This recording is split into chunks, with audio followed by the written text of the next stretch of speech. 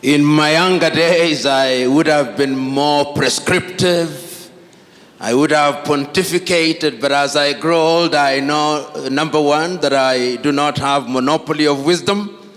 And what I do is to share my thoughts with you and to make suggestions which may not necessarily be true, but they constitute my opinion on the subject at hand.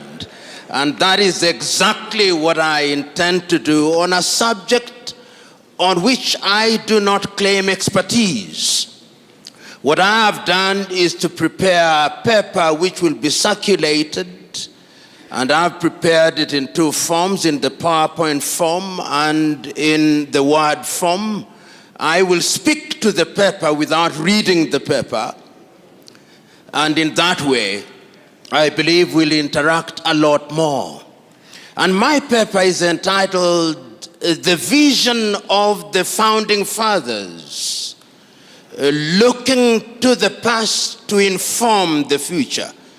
And I will be alive to the fact that the element of religion is at the heart of the theme that is being interrogated this afternoon.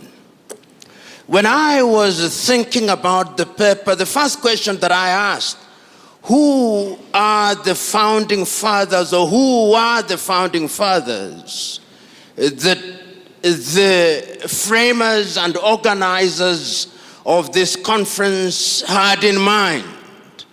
And I was convinced that they must have had in mind some of the key figures that were present in the 1940s and 1950s and 1990s up to 1980s, and indeed up to the 1990s, who participated in the liberation of Africa.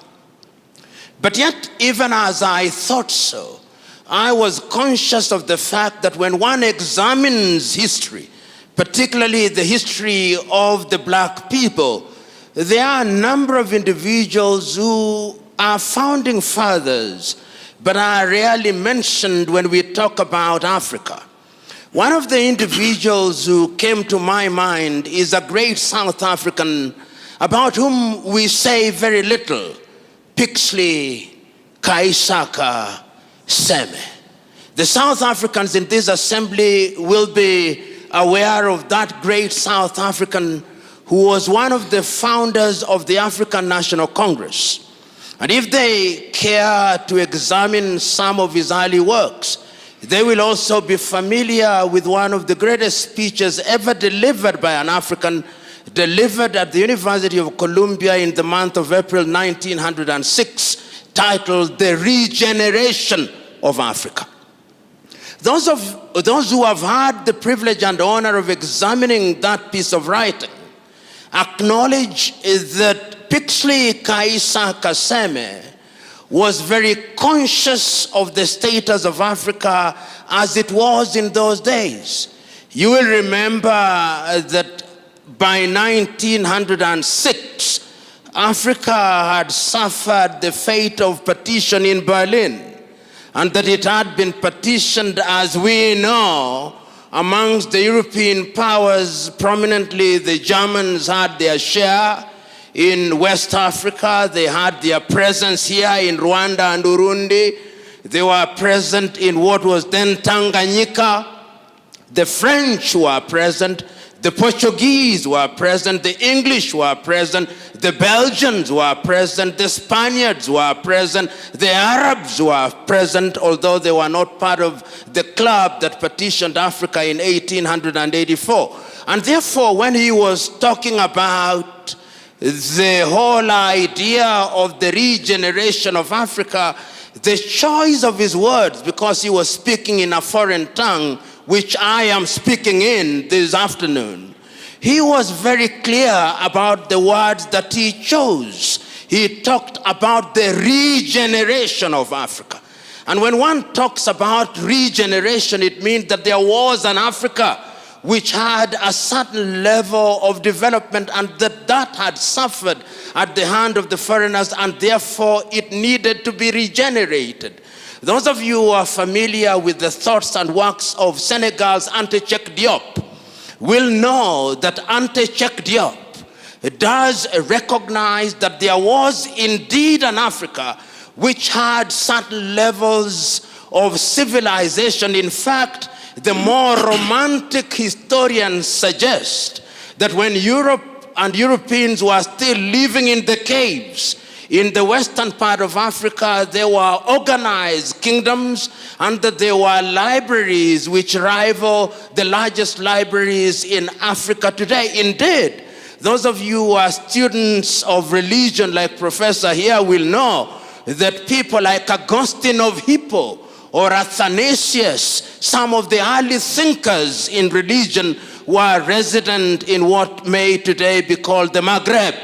In other words, therefore, when P.L.O Kaisa Kaseme was speaking in 1906, and he was talking about the regeneration of Africa, he was telling us that Africa needs to rediscover herself and that Africa needs to move a notch higher in order to find her pride of place amongst the community of nations. It is instructive, therefore, that the works and the ideas of P.L.O Kaisa Kaseme were to be picked and developed a little later in time by other great African thinkers, yet one who is seldom mentioned, James Emmons Kwegyir of Ghana, normally referred to as Agri of Africa. Many of you, particularly the Ghanaians who are here, will remember that James Emmons Kwegyir was the first Ghanaian to earn a PhD and one of the early African leaders of the famous Achimota College in Accra, Ghana. And James Emmons Kwegyir was indeed very clear in his mind. The story is told of James Emmons Kwegyir, which I'll relate to you now that I have more time than was allotted to me. And the story is one that has been told by different people in different ways, but even if I retell it in the manner which offends the original story, my point will still be made. The point is this. He said, and he remembers as a teacher, that at one time there was a poultry farmer. And he says that this poultry farmer could only keep one thing, because when you're a poultry farmer, you only keep chicken. But he remembers that at one time, some of his chicken that he was keeping strayed into the bush. And when they came back home, there was within their ranks another chick which did not look like them. It was the chick of an eagle. And one day, after a passage of time, a naturalist came to the farmer and saw the eagle in all its splendor. And he said, "This is not chicken, this is an eagle." But the farmer said, "I know. It was once an eagle, but it has been fed on chicken feed for too long. It has long lost its chickenhood. It has long lost its eaglehood. It has now acquired chickenhood." And the poultry farmer and the naturalist said, "No, once an eagle, always an eagle, no matter how long you are fed on chicken feed." And the naturalist said, the farmer said, "I want you to demonstrate." And in the evening, he put the chick on his palm and urged it to fly, but it refused to fly. And the story is told, the farmer said, "I told you. It was once an eagle, it was fed on chicken feed, it has lost its eaglehood, it is now a chicken." But then the following day, the naturalist came early in the morning, and as the sun was rising, he put the chick on the palm of his hands and urged it on, and it flew and never came back again. And he said, "I told you, once an eagle, even if you feed it on chicken feed, it will remain an eagle." And he said so animatedly, it is reported, that is who an African is. He could have been fed on chicken feed, but it has never lost its eaglehood. James Emmons Kwegyir was underlining the fact that no matter how devastated you are, you will always have that inner self. And I think the person who captured it in order to lay the basis of this as an artist is a man that we call Wole Soyinka. The many of you who are Nigerians here will remember Wole Soyinka's famous writing, "The man died, the man died, the man died, the man in you must never die," and the man includes the woman. And I'm laying this basis for us to understand that when we talk about forefathers, we must never forget individuals such as P.L.O, Kaisa Kaseme. We must never forget people like James Eman Kwejiragri. We must not forget people like Cheikh Ante Diop. And if we want to go into the diaspora, we must never forget individuals such as Marcus Garvey of Jamaica. And we must never forget individuals such as W.B. Du Bois. And one of the things that they underscored in those early days before I come to the forefathers that we are much more familiar with is that P.L.O Kaisa Kaseme, in his writing and his speech, which I've already talked about, he said, in order for Africa to realize our potential amongst the Committee of Nations, there is only one thing that must define African relationship with other civilizations. He called it multi-dimensional osmosis. And what he called multi-dimensional osmosis becomes much more relevant, particularly today, when we are trading with China, when the osmosis is not multi-dimensional. And the osmotic is only in one direction, is monodirectional. And what he meant at that time is that Africans must engage with other civilizations, but that engagement must be of such a nature that it is mutually beneficial and the relationship is symbiotic. And I think that is what we want to underscore today, even as we talk about religion and the place of religion in giving pride of place to self-governance and religious freedom as an important pillar in one of the 7 pillars of Africa Agenda 2063.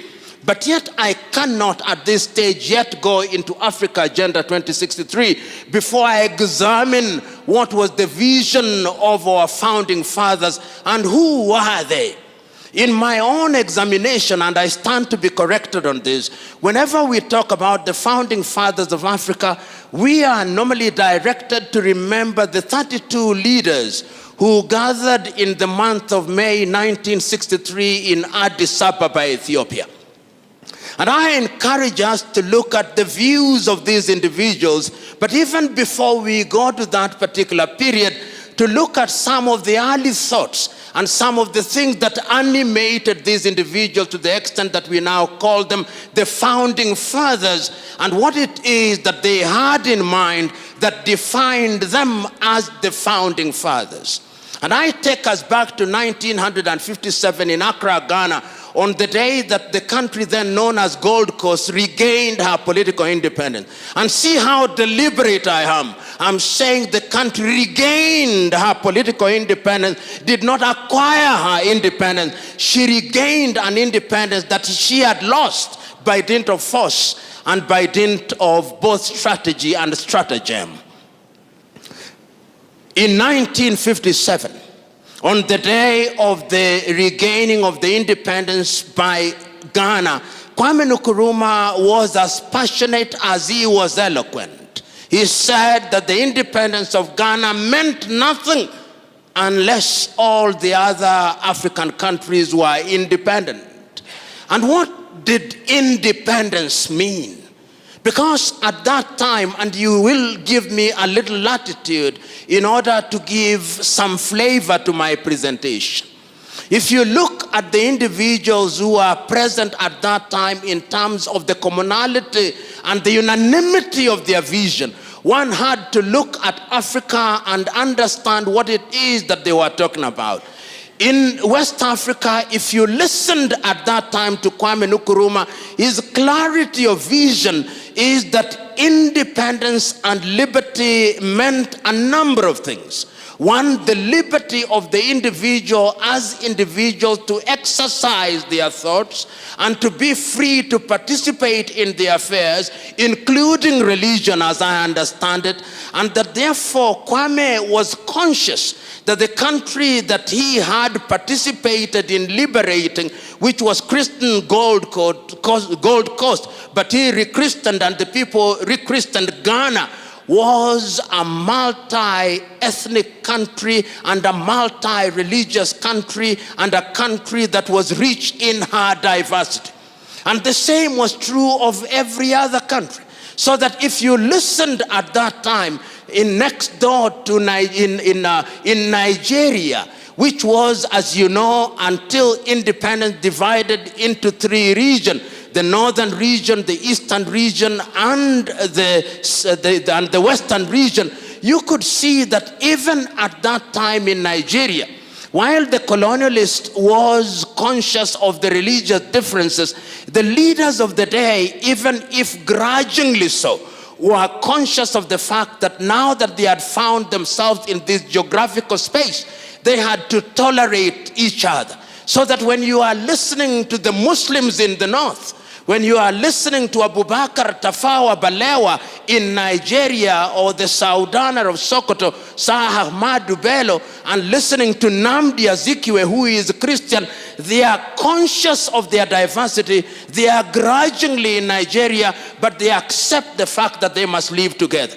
Religion and religious differences was not given the pronouncement and the accent that we now see in the manner that I shall demonstrate when I am concluding my presentation. So that even if you left countries that had that kind of diversity and you went to Algeria and you listened to the more casual thoughts of Algeria's Ahmed Ben Bella, you could see that he was conscious of the fact that even though we were finding ourselves in potential religious conflict, we had a common vision for Africa. And in that regard, you would listen in Liberia, or rather in Algeria, to Ahmed Ben Bella. You would go down to Guinea to Ahmed Sékou Touré. You would go to Egypt to Gamal Abdel Nasser, leading an Egypt that was fundamentally Muslim, but conscious of the fact that there was an Africanness. But there were also other individuals who at that time did not believe that God existed. They were persuaded that there was something called materialism, that they were persuaded by a different ideology. But even in that appreciation, they were conscious of one fact, that there was a continent called Africa, and that Africa was a continent that needed to move in one direction. And you will discover such individuals when you come to Kenya, when you come to Tanzania. We talk about people who are Christians, committed Christians, such as Julius Kambarage Nyerere. And you went down to the people who did not quite believe in Southern Africa, like Agostino Neto or Samora Moses Machel at that time. But what is critical for our presentation is that in May 1963, 32 leaders congregate in Addis Ababa, Ethiopia, at the invitation of Emperor Haile Selassie. And I invite you, ladies and gentlemen, to take time this evening or hereafter to read the speeches that were delivered by each one of them. And I've read each one of them several times. Even the ones who later disappointed us, the Spirit was on them.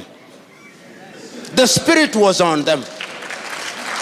And I will only isolate a few of them in order for us to appreciate how far they could see. As I stand here, I remember the speech of David Dacko of Central African Republic. He says that Africa must unite and move in one direction, for how would a little country such as Central African Republic survive in the face of the sustained machinations of the erstwhile colonial power? We know that David Dacko did not live up to the dreams that we thought he would.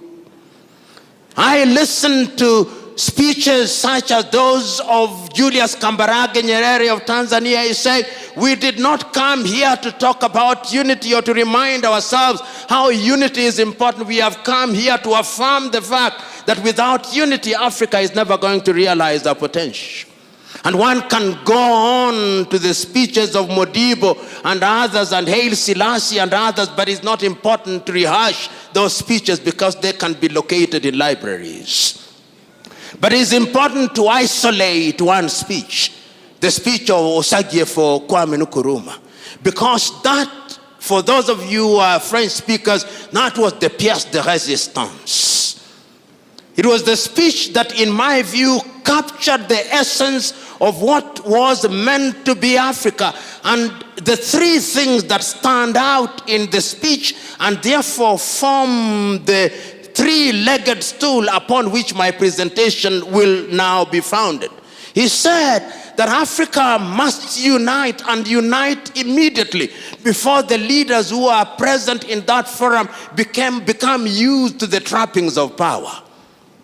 You and me know that they have now become victims of the trappings. He said that we must unite and come out of that arrangement with one army, with one currency, with one united country, because the former colonial powers had yet devised another method of controlling African. And he said that that thing which we later examined and recognized as neocolonialism was alive and well. And he said, if we did not do so, Africa will never realize our potential. That is the Africa about which you want me to reminisce in order for me to determine what was the vision of the founding fathers. Their vision was a united Africa. Their vision was an Africa that was united in our diversity. Their vision was an Africa that would tell her story. Their vision was an Africa that would exploit our resources for our benefit. Their vision was an Africa that would sit at the dinner table of human civilization, not as food to be consumed or as a waiter, but as a diner to enjoy the goodies of life. That was their vision. But the question is, that vision that saw Africa liberate herself from the clutches of colonialism, was it merely flag independence, as Kenya's Ngugi wa Thiong'o says, not in so many words, in his book Decolonizing the Mind? Was it a total liberation of the peoples of Africa? In his famous television program, Kenya's Ali Mazrui, the program titled Africa, A Triple Heritage, Ali Mazrui says passionately and eloquently at once that Africa is the only continent on earth that consumes that which it does not produce and produces that which it does not consume. And he says, curiously, we are the only continent on earth that is still referred to in the following derogatory terms: Anglophone Africa, Francophone Africa, Lusophone Africa, and those who are generous even refer to some part of Africa as Arabophone Africa. He says they do not say that of Latin America, they do not say that of Asia. And if you doubt Ali Mazrui, there is now a war that is going on in the Cameroons and is characterized as a war between the Francophones and the Anglophones. But if you go to the so-called Anglophone area, no more than 5% can speak eloquent French. Yet there are many ethnicities in that part of the world. And I'm submitting to us that this is important because it demonstrates that there is something in our minds that we have yet to liberate ourselves. We have yet to decolonize our mind, which Ngugi wa Thiong'o says is a prerequisite to our total liberation so that we can engage with the world meaningfully. You know, As I speak to you now, there are 54 recognized independent African countries, particularly if you talk to the Moroccans. But when you liberate yourself from Morocco, there are 55 because of Sahrawi. But I'll be of good manners. I'll say there are 54 recognized and 55 with one unrecognized. That Africa is an Africa that ought to be governed by the vision of the founding fathers. That vision was articulated in the Charter of the Organization of African Unity. One can say that the Charter of the Organization of African Unity did form the foundation stone upon which we liberated all countries, and that these countries were liberated up until 1994 or 1990 with the death of apartheid regime. The question is that vision alive? The question is that vision relevant today, particularly when we talk about freedom and good governance? The question is that vision alive for those of us who are spiritually and religiously inclined? The question is that vision alive? Can it be predicated in the Bible? This good governance that we keep on talking about, what is it? Permit me to refer to the Bible on the assumption that you are readers of the Bible and that you are Christians of Berea, who beyond the preaching will go out and find out whether I said the things that are to be found in the Bible. You know, there are two things in the Bible that inform my engagement with you in this afternoon. One of them is actually located in the Bible, and one of them is located in the dramatization of the Bible, and you'll allow me to repeat that dramatization. The first one is the story of Korah in the Bible. This man Korah, you know what he did? He assembled 250 elders of Israel, and they confronted Moses. And they said, you know, you have made laws unto yourself that you may be a prince over us. He had, of course, poisoned the minds of everybody else. And what happened? The Bible records that they were consumed. God consumed them. Because there is no freedom outside of the law. That is the message that I gather there. And then when they grumbled again, 14,700 of them were consumed. Those of you who are readers of the Luo Bible, there is a mistake in the Luo Bible. They say 14,800. They were actually 14,700 were consumed. Even the Bible can have a mistake. I've drawn it to the attention of the Kenya Bible Society. I think it was a typographical error.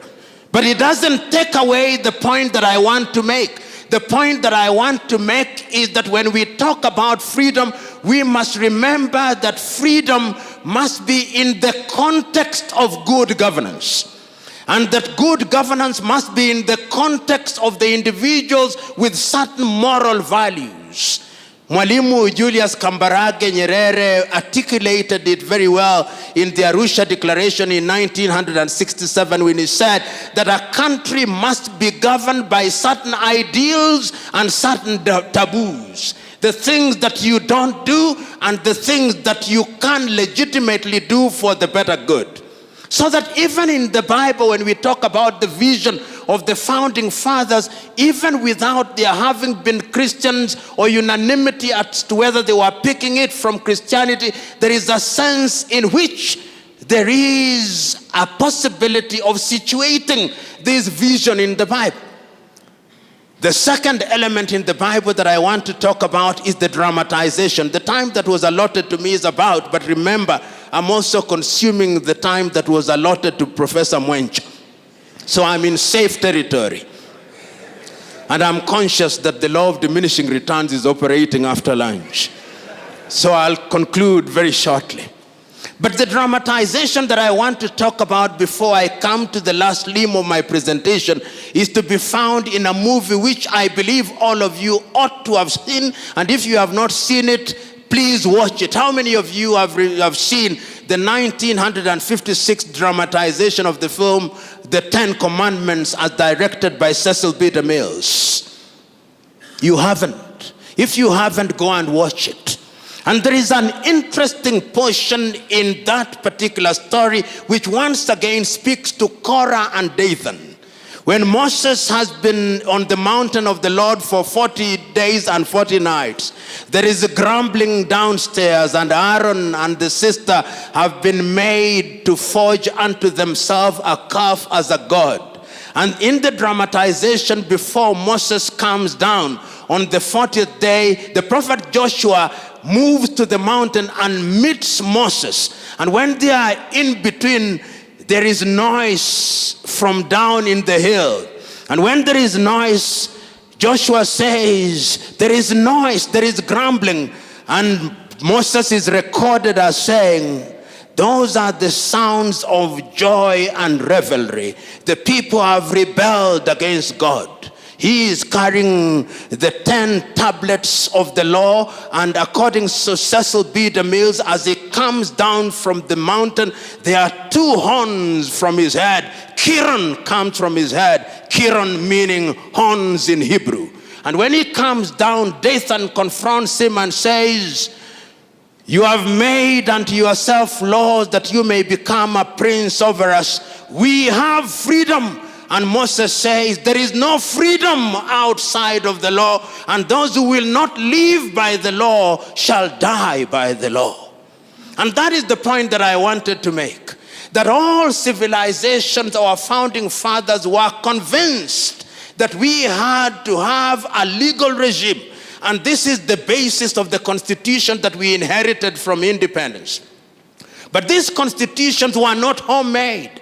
And that is why you see that no sooner had we settled with this constitution than they started being disrupted. But the point I want to make before I come to the constitution is an important point about their vision. This is about a meeting that took place in Cairo, in Egypt, about the doctrine of the inviolability of the boundaries of African states. Because at independence, there were those who took the view that Africa should redraw her boundaries. Those of you who are from Cameroon will be aware what happened between Cameroon and Nigeria.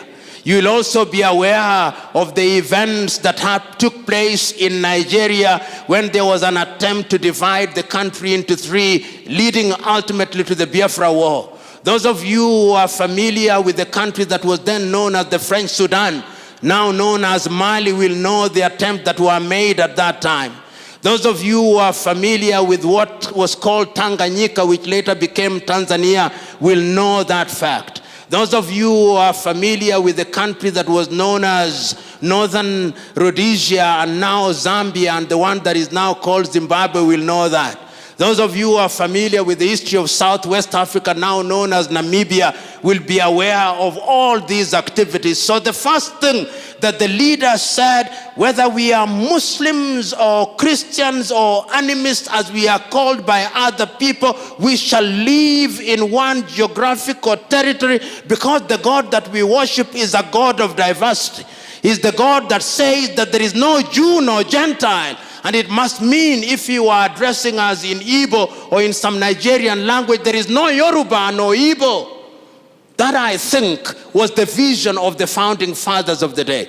And that is why I think that when we are going to the future, the African leaders recognize one thing, that the OAU charter as was constituted was only important up to a certain stage in the life of Africa. And that is why in the year 2013, the statutes that constituted the OAU were revisited and the African Union was created. And when the African Union was created, it was created on the assumption that if we had lost 50 years, we were now going to deal with Africa from a totally different dimension and perspective. But one must ask, what is it that had informed the leaders at that time? there were a series of things that had happened in Africa, in my view, which things informed their decision. You'll remember as early as 1960, when we had barely settled in independence, the first political assassination in Africa was the overthrow of Togo's Sylvanus Olympio. And immediately after that, the murder of Patrice Emery Lumumba in 1961. And thereafter, there was a series of coups d'etats, some of them which were being informed by religious factors. So 2013 or 1981 becomes the year, 1990 rather, becomes the year when we begin to see the re-emergence of Africa. But that is not what is important. What is important is what happens in 2013. And I'm inviting those of you who are present here to go and look at the letter that was read, the imaginary letter that is written by the then chairman of the OAU Council, the South African lady called Nkosana Dlamini Zuma. It is an imaginary letter that she writes to Kwame Nkrumah. And it is written on the basis of Agenda 2063. And she writes to Kwame Nkrumah in so many words, or rather in effect she says, that I look forward to an Africa where there will be unity amongst all African states. I look forward to an Africa where there will be a railway from Addis Ababa, Ethiopia, to Dhaka in Senegal, where there will be communication from Suakin in Sudan to Luanda in Angola, from Cape Town to Cairo, and that where the Democratic Republic of Congo shall become the hub of industrial activity, and that East Africa shall become the hub of ICT. West Africa will be industrialized, where gas will be piped from Tanzania to West Africa, and oil piped from Nigeria to the rest of Africa, and where there'll be harmony. And if you look at the 7 pillars of Africa Agenda 2063, one of them is that the guns will be silenced by the year 2020, so that we'll no more have South Sudan. We'll no more have Central African Republic. We'll no more have the Cameroons. We'll no more have battles and wars that are predicated upon religion. But we'll have an Africa where people enjoy freedom of movement and freedom of conscience within the law. And that we shall have an Africa where people have the liberty to enjoy what it is that they are meant to enjoy. And permit me at this time to use from another civilization what I consider that Africa to be. Many of you, as I conclude, will have read these words which I repeat and refer to oftentimes. They are the words that are to be found in the American Declaration of Independence. And I think that they are important for many civilizations. That all men are born equal. That they are endowed by their Creator with certain alienable rights. That among these are life, liberty, and the pursuit of happiness. So that it must have been, when we go back to Pixley Kaisa Kaseme, when we go back to James Emmons Kwesi Ragri, when we go back to Cheikh Anta Diop, when we go back to W.E.B. Du Bois, when we go back to Marcus Garvey, when we come to 1963 and we are talking of Kwame Nkrumah, or we are talking of Sekou Touré, or Olympio, or any of the leaders, it must have been their intention that it is for these reasons that governments are instituted amongst men. And I think that is the second part of the American Declaration of Independence. It is for these reasons that governments are instituted amongst men. These are not the words of the American Declaration, these are now my words. Instituted amongst men to midwife the process of their enjoying those rights. So that any government has a divine duty to ensure that they midwife this process. And if that be the case, therefore, ladies and gentlemen, I'm submitting to us that the founding fathers could see what we cannot see standing on tall trees while they were squatting. They could see them with the clarity of vision that we cannot possibly master. What could they see? They could see that in order for Africa to realize their potential, the people in Central African Republic cannot run a war that is based on the fight between Muslims and Christians, that it cannot be right. They could see that the diversity of the people in Central African Republic requires that they enjoy their diversity and they live in harmony so that people can realize their potential, so that they can indeed enjoy what God has given them on this earth. They could see that the people in Mali and Mauritania cannot conduct their affairs on the basis of religious diversity. They could see that it is important that the diversity of religion is only a celebration of God in his unfathomable ways. They could see that.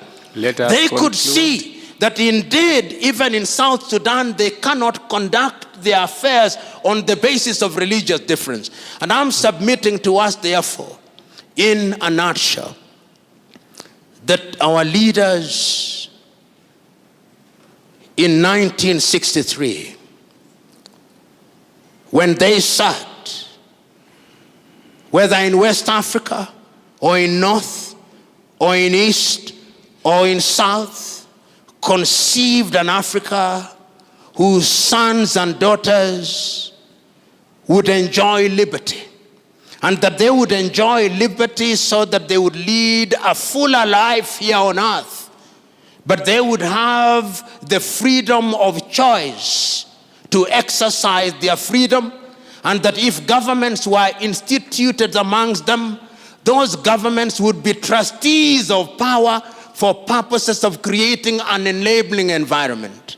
They could foresee that we are diverse with over 3,000 languages, and that in our diversity we could enjoy our unity. In the words of Kenya's Ali Mazrui, our diversity must not be a Tower of Babel, but it could, if we want it to be a power of Babel.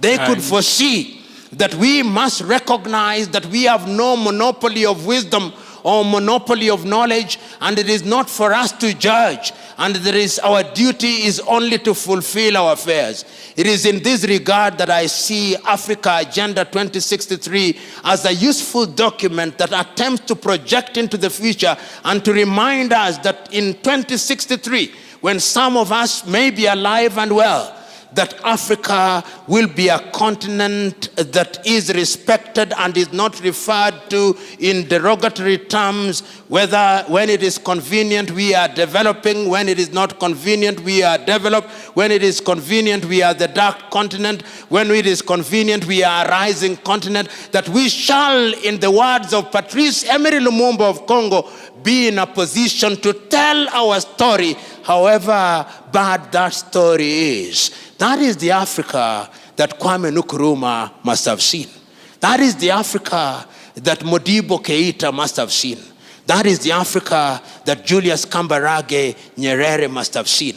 That is the Africa that I want you to see. Even you who are sitting here as Seventh-day Adventists, those of you who are sitting here as followers of Jesus Christ, Latter-day Saints, those of you who are sitting here as Anglicans or Presbyterians, the truth is, we are committed to one thing: Christ of Nazareth, passion in Gethsemane, agony in Golgotha, joy on the third day. God bless you.